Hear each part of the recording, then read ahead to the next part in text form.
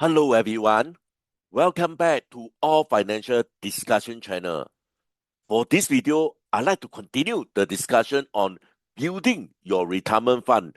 This video, I'd like to target someone who is actually around 50 to 55 years old. The objective of this video is how to build your retirement fund with growth and also value stock so that you can gain financial freedom when you actually retire at 60 years old. I saw some of you actually ask me about bonds. Okay, so in short, I will only recommend Singapore government's bonds. So in short, there are actually three types of Singapore government bonds: SSB, Singapore Saving Bonds; T-bill, which is Singapore Treasury Bill; and last but not least, SGS, Singapore Government Security Bond. So this video, at my last part, I will explain these three different types of Singapore bond. Which one will benefit you better, okay, based on your objective, whether you are long-term or short-term, which one, in fact, will be much better for you. So all this will be the objective of this video. Let's start off by understanding what are actually bonds. Okay, so in short, bonds, okay, so instead you receive a loan, you actually give a loan to someone. For example, it can be the government, a company, or organization. So in short, when you actually buy a bond, you are actually effectively lending your money to someone, and they actually promise to pay you interest regularly. So this is a simple definition of bonds. Now let's focus on the advantages and also the disadvantages of bonds. Let's come to the advantages first. Okay, so if you invest in bonds, you are able to receive a passive income through the interest payment. As I mentioned earlier on, they will pay you the interest regularly. Next, when you actually hold the bonds to maturity, in fact, you are able to get all your principal back. Next, in fact, you can even achieve some profit if you are able to resell the bond at a higher price. Now, let me move to the disadvantages of bonds. Okay, so bonds, in fact, they can pay out lower returns as compared to stocks. Okay, stock is definitely more risk asset as compared to bond. Hence, bond actually has a lower payout. Next, companies can default on your bonds. So in fact, for me, I only recommend Singapore government bonds. Next, bond yield can fall. Okay, so keep this in mind. The bond yield is not constant. It probably can fall. It can also rise. So this is the advantages and disadvantages of bonds. Let me explain a little bit more on bonds. Okay, for someone, okay, bonds can be just the complementary of their investment portfolio, which means that they only stand a very small percentage of their investment. While for some, they are probably the core portion, okay, which means that majority of them is actually bonds. So this actually depend on two things. One, depend on your age. Second, depend on your risk appetite. For me, okay, if you are slightly older or you are more so-called safe concern, then you probably want to allocate more to bonds.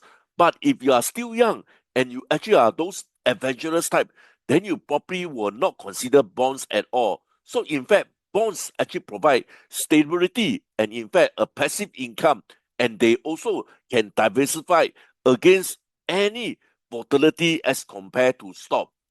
Next, let me explain the role of bonds that actually play in your portfolio.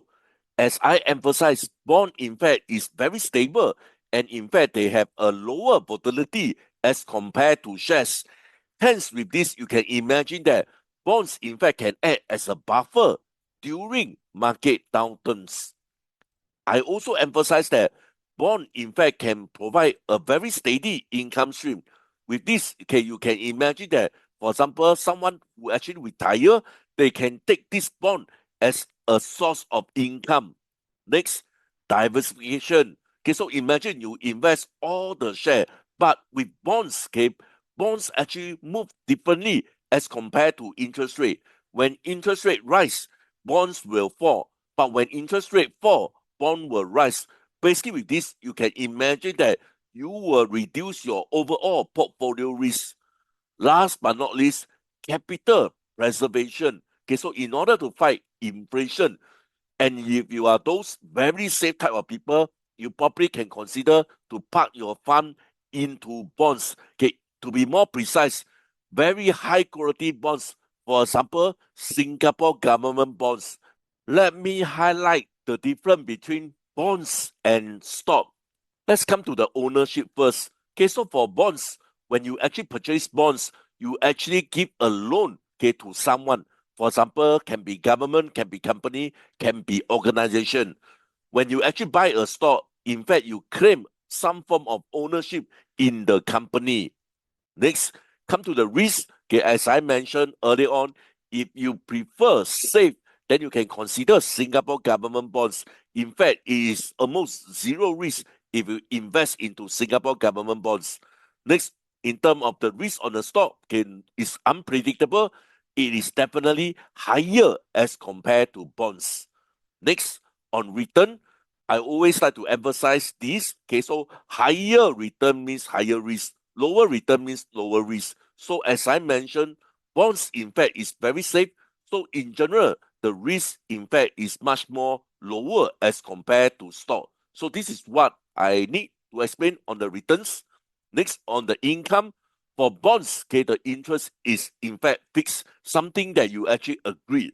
But for stock, okay, it can be vary because it pay as a dividend, and no one can guarantee that this stock will give out a dividend. Last but not least, in terms of the priority, let's say the company fails. Okay, for example, for bonds, they will in fact pay first. They will receive anything from the company first, while for the shareholder, they are the one who receive the last. So this is actually the highlight, the difference between bonds and stocks.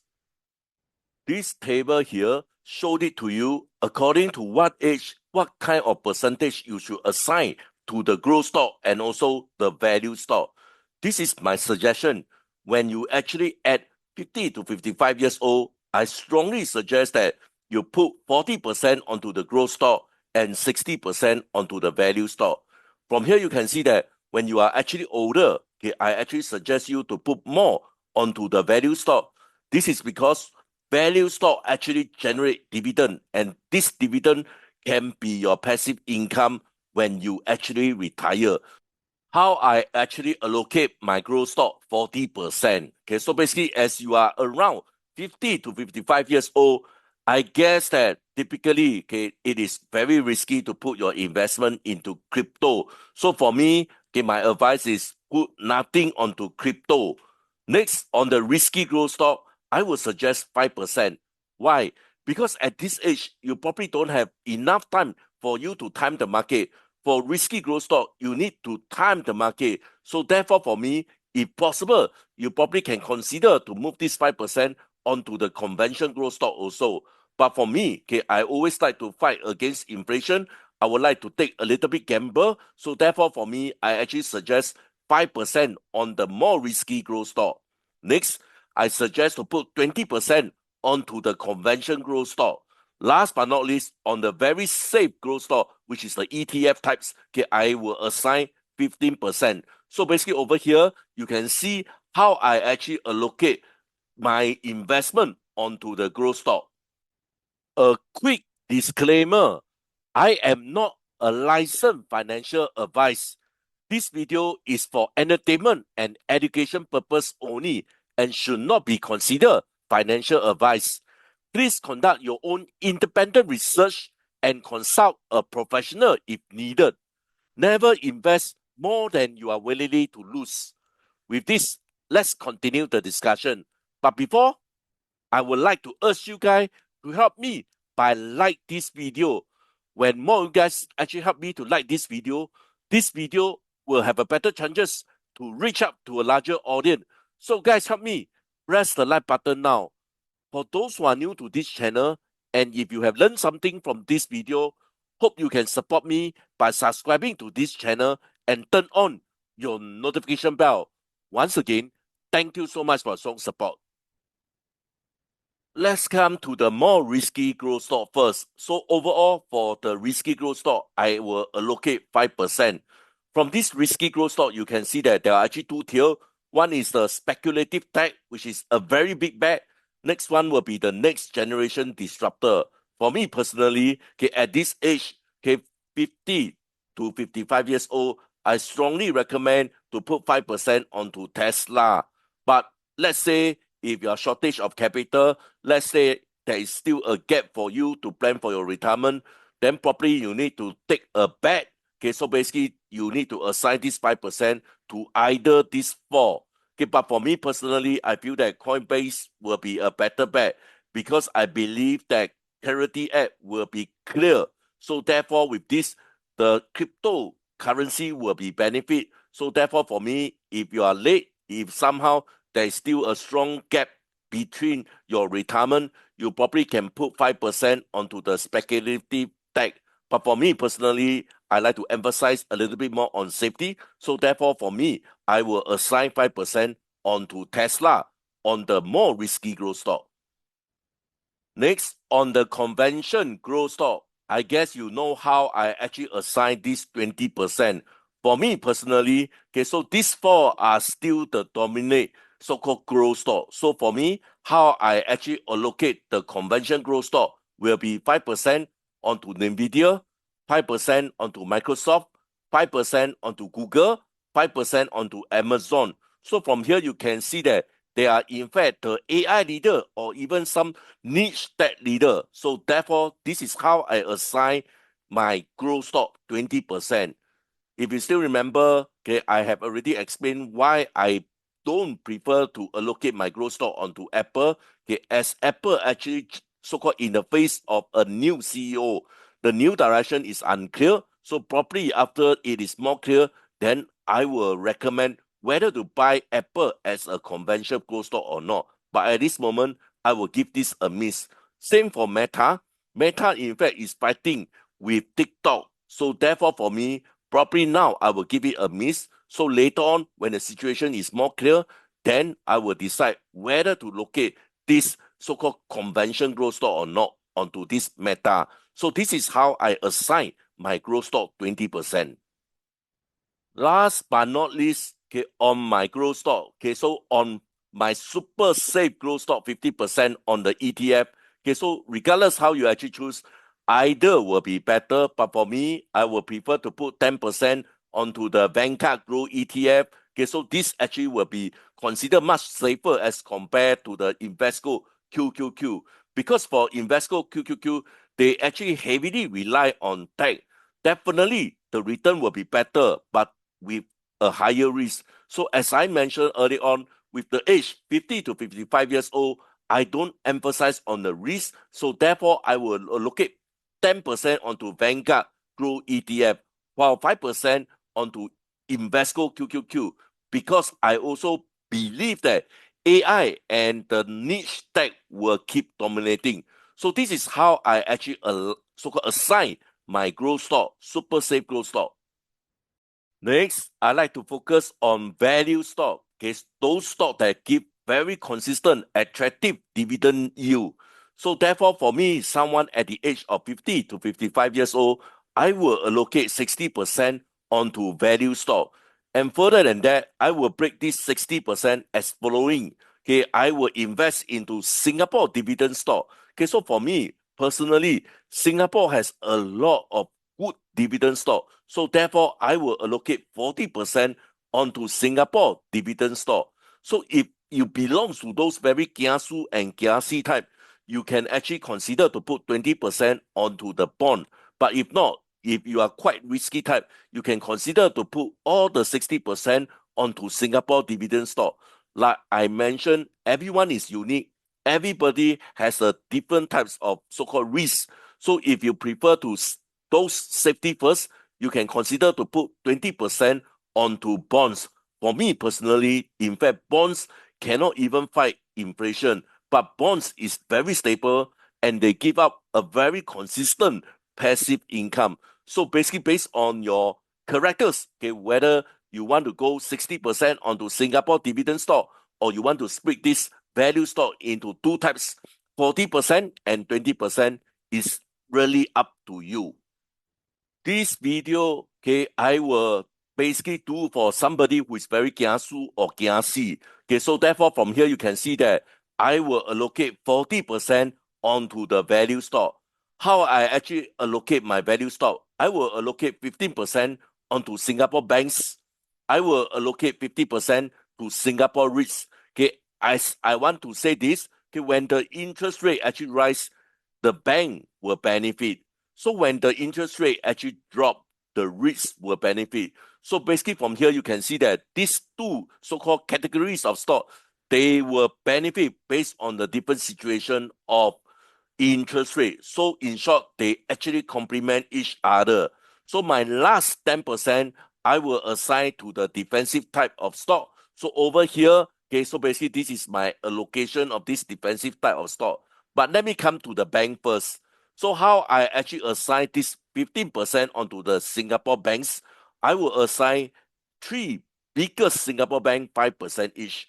DBS 5%, OCBC 5%, UOB 5%. So from here, you can see that their dividend yield is consistent around 5%, which is quite attractive.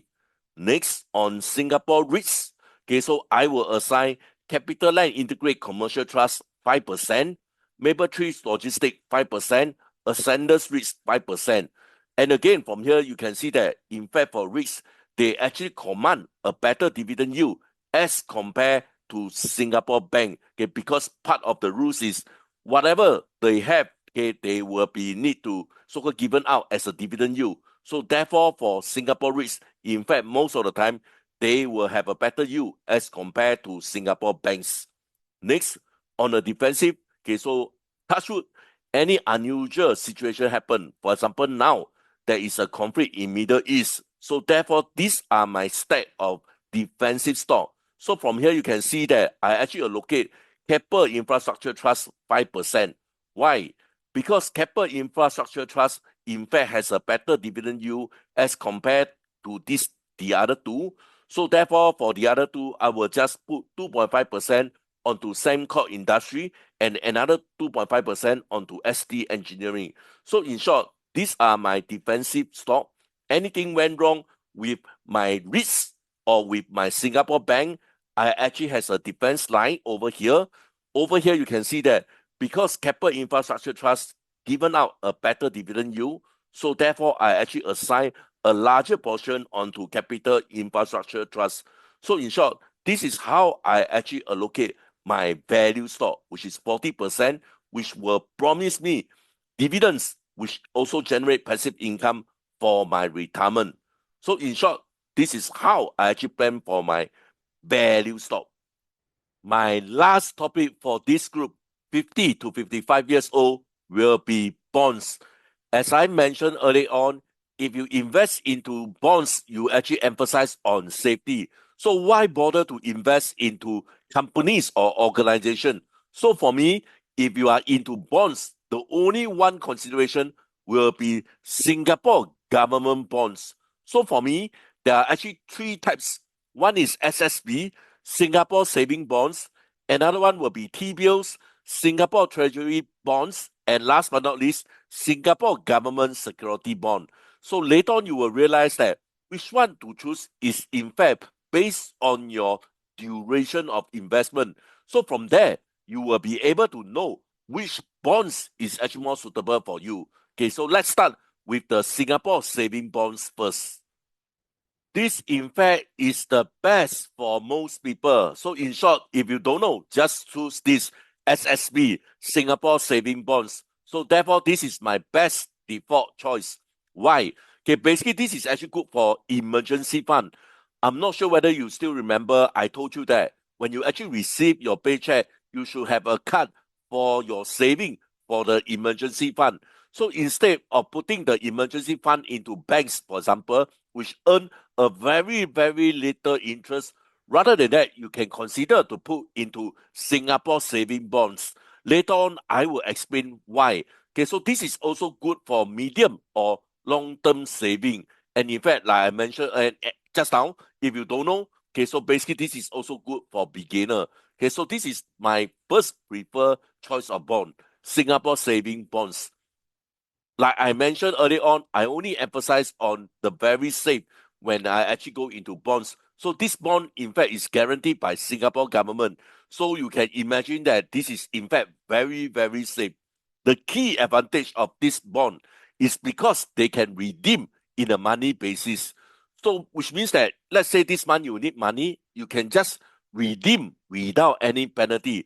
This only incur that you can't enjoy any more advantage once you redeem. So therefore, for this bond, in fact, is very flexible.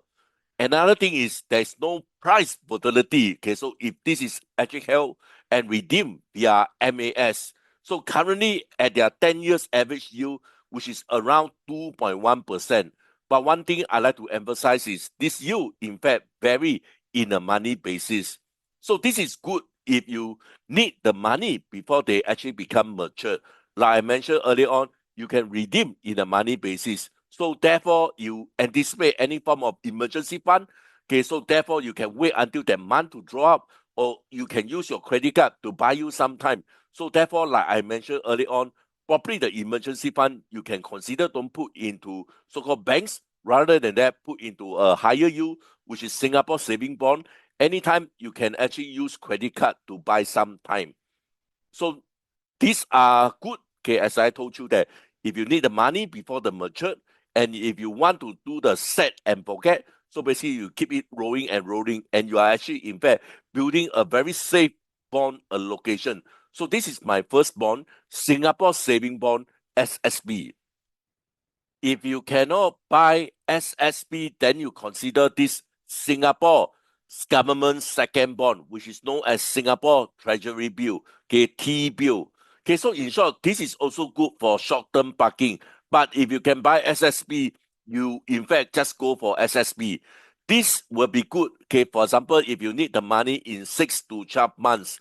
Okay, so from here you can see that it lacks the flexibility as compared to SSB. The mature date is after 6 to 12 months, then you will not have any form of penalty. And you can see from here, the yield is also worse than SSB. So therefore, like I mentioned earlier on, if possible, consider SSB. If you cannot get SSB, then you buy this T-bill. Okay, T-bill is also backed by Singapore government, hence it is also very, very safe. So my view is this is only best for short-term option. And also I like to emphasize, if you cannot buy SSB, then you consider this. My last bond will be Singapore Government Securities Bond. Okay, so basically this is actually in fact for long-term investment, because you actually need to lock in, okay, for the rate for in between 5 to 30 years. So basically, for example, let's say we focus on the 10 years, okay, the interest rate or the yield is around 2.08%. Okay, so why SSB currently is high is because currently the interest rate is quite high. So therefore, if you projected around 10 years, you can see that for this bond, in fact, you can earn a yield of 2%, which is considered quite good. So this is actually for Singapore government security bond. However, okay, for me, this is in fact not ideal for beginner, because firstly, your money is going to lock up for a long duration. Let's say that you are not experienced enough on this investment, you need the cash, then you may lose some form of principal and also some penalty. So for me, this bond, Singapore government security bond, okay, is actually no go unless you are willingly to lock up your fund in a long duration. Okay, with this, I'd like to end my discussion. Please help me to like this video and subscribe to this channel. Once again, thank you so much for strong support. I hope to see you guys soon. Bye for now. Thank you so much.